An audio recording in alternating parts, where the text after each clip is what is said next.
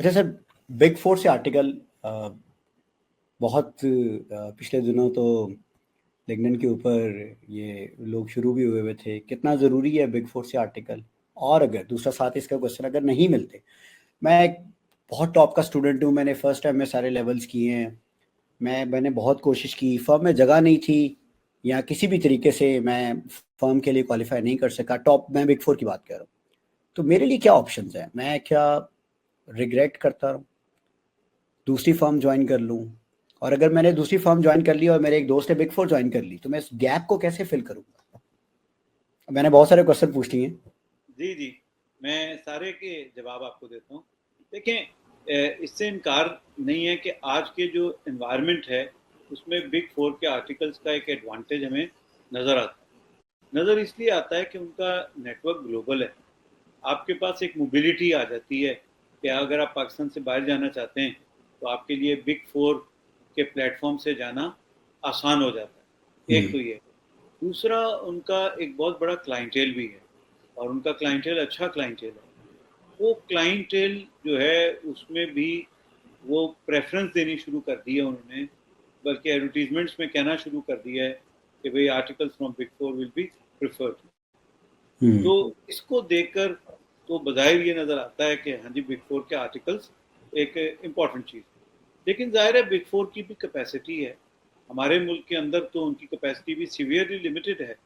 تو اس طرح نہیں ہے جس طرح ان کی انگلینڈ میں یا امریکہ میں جو ان کی کیپیسٹی ہے ٹو ایبزارب نیو انڈکٹیز، وہ ہمارے ہاں تو ہے نہیں. تو ہمارے ہاں تو چند لوگ ہی بگ فور میں جا سکتے ہیں. تو باقی کے لوگ کیا کریں؟ پروفیشن چھوڑ جائیں.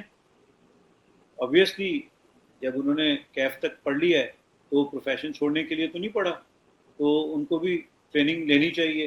اب سوال یہ ہے کہ اگر وہ ایک اسمالر فرم میں چلے جاتے ہیں تو کیا ان کے لیے مستقبل میں تمام دروازے بند ہو جائیں گے؟ تو آبجیکٹیو ریالٹی جو گراؤنڈ پہ ہے وہ تو کہتی ہے ایسا نہیں ہے. جتنے لوگوں نے بھی ٹریننگ کی، چاہے وہ کوالیفائی کر سکے یا کوالیفائی نہیں کر سکے، ان میں سے کوئی بھی ان امپلائڈ نہیں رہا، اس کو جاب مل گئی.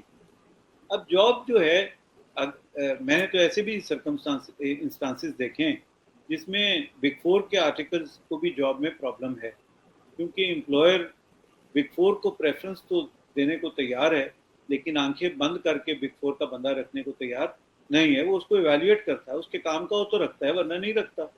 تو سملرلی انڈسٹری جو ہے وہ اس میں بھی بگ فور کی سپلائی اتنی نہیں ہے کہ آپ کے لیے صرف بگ فور سے ہی ساری انڈسٹری بھر جائے گی.